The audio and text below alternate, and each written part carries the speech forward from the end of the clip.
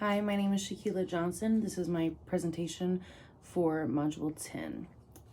Romanticism proved to be a direct reflection of how people felt during the time period around 1770 to 1830.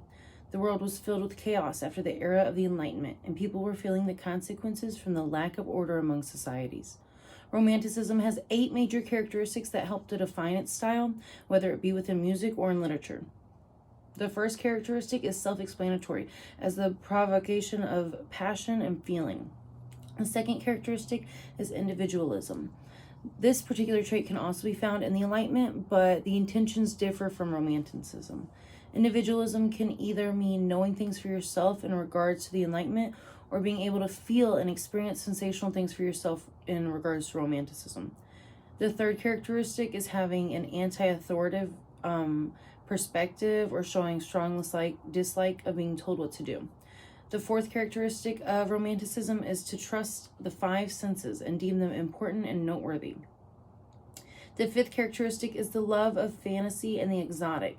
This may originally have had a lighter tone, but as Romanticism moves forward, the fantasy darkens to a deeper, morbid tone. The sixth characteristic is the love of nature. Creative people during this time tuned into nature for inspiration and similarities to their own feelings and emotions. Romanticism shows the duality of nature, both the beauty and the harshness. The seventh characteristic was for artists of the period to feel alienated and have a melancholic attitude or see themselves as visionaries. Artists during this time felt like their depressive mindset created a boundary between the rest of the normal, content world and themselves. The eighth and final characteristic of the Romantic style is nationalism.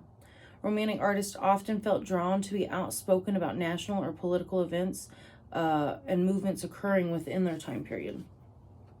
One particular Romantic painting that stands out to me is Francisco Goya's Saturn devouring one of his children, painted between 1820 and 1823. Goya painted this on one of the walls within his home that would be seen soon upon entering his house.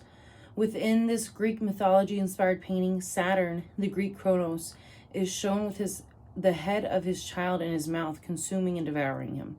This is a very dark piece of work that immediately ignites specific feelings of dreadful emotions and shows many other characteristics of Romanticism as well.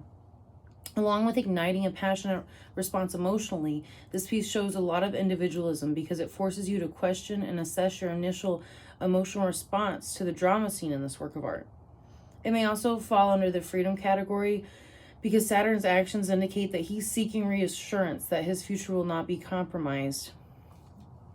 As far as the senses goes, this would really only apply to viewers having to believe the atrocious thing their eyes were seeing in this painting. This oil painting is the perfect example of how the idea of what fantasy means changed throughout the Romanticism period because it portrays such an eerie and disturbing image instead. Viewers can certainly assume that the artist responsible for this painting may feel glum and alienated from the rest of the world.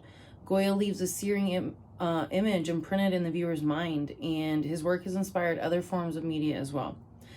In 2014, a supernatural horror movie called The Taking of Deborah Logan was released that showed a scene that reminded me of Saturn devouring one of his children. Near the end of that movie, Deborah is seen in an altered, possessed state. She's caught in the act as she's attempting to eat a child head first, and she has his entire head in her mouth the same way that Saturn is depicted. This level of fantasy in the movie is frightening, but it's very similar to Goya's painting done so many years prior. Thank you.